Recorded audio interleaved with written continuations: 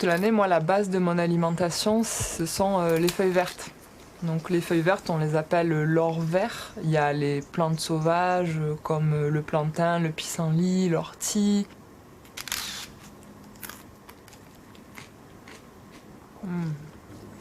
Ce petit goût de champignon. Claire Moquier, je suis cueilleuse, gourmande, exploratrice. Parce que pour aller chercher tout ça, il faut quand même chercher un petit peu. Toujours plus de nouvelles saveurs et de nouvelles couleurs à intégrer dans l'alimentation végétale. Il y a une partie des plantes qui viennent de ce que j'ai trouvé dans la nature, donc qui sont spontanées ou sauvages. Par exemple, il y a ici le fruit du Sorbus domestica, le cormier, la sorbe, il y a les châtaignes. Puis il y a les glands, bien sûr. Donc le gland, le chêne était considéré comme un arbre fruitier jusqu'au XIIe siècle. Il y a aussi les pignons d'Araucaria araucana.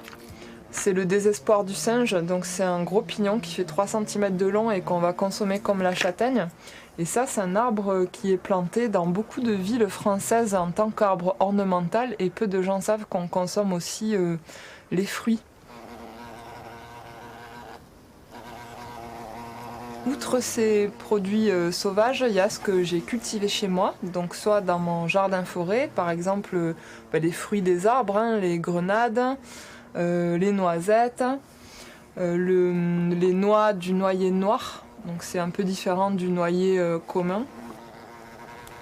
Mis bout à bout, on a un beau panel de choses à se mettre sous la dent qui sont toutes gratuites.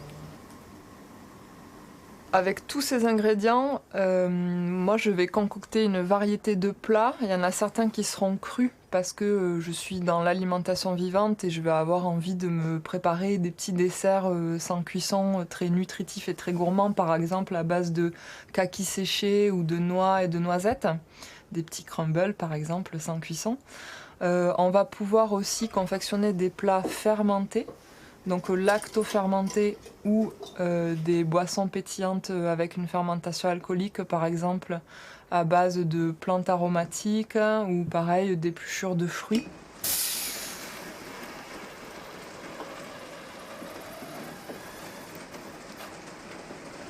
La lactofermentation, c'est un moyen de conservation des aliments. C'est ce qui permet de les garder longtemps sans avoir à stériliser, sans avoir à les garder au congélateur. Et en même temps, ça permet d'augmenter leur valeur nutritionnelle. Ça opère une sorte de prédigestion qui fait que quand on va consommer l'aliment lactofermenté, il est plus digeste et il vient tout de suite nourrir notre flore intestinale. Donc c'est très bon pour la santé et on peut le faire avec plein de légumes, on peut le faire avec les navets, les betteraves, les carottes, les choux. On peut le faire aussi avec des feuilles. On peut faire les feuilles de vigne sur riz comme ils font en Turquie. C'est une excellente manière de les conserver et de les utiliser tout l'hiver. Et on peut le faire avec des fruits aussi, des prunes lacto-fermentées. Donc ça va changer leur utilisation. On ne va plus les consommer en tant que fruits, mais plutôt pour assaisonner des salades par exemple.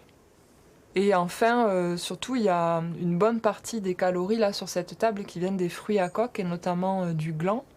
Donc dans 100 g de gland, il y a 600 kcal. C'est très nutritif, c'est aussi riche en lipides que l'olive, le gland. Et on peut faire plein de plats différents. Et notamment, moi, je les mange frais après avoir lessivé les tanins et je fais du steak de gland. Ça me prend un peu de temps de faire mes cueillettes, de faire mes transformations, de préparer ces ingrédients. Mais c'est du temps que je passe pas à aller faire les courses. Et c'est pas non plus du temps que je passe à travailler beaucoup pour pouvoir m'acheter à manger. Et en plus, je prends beaucoup de plaisir, j'adore me promener, courir dans la nature. Donc je prends beaucoup de plaisir à faire ces cueillettes-là. Et puis à récolter les graines et à les replanter chez moi, à faire ma micro-pépinière, à donner des arbres à mes amis. Donc en fait, c'est que du bénéfice à faire ça. J'ai gagné beaucoup aussi en termes de qualité de vie et de santé.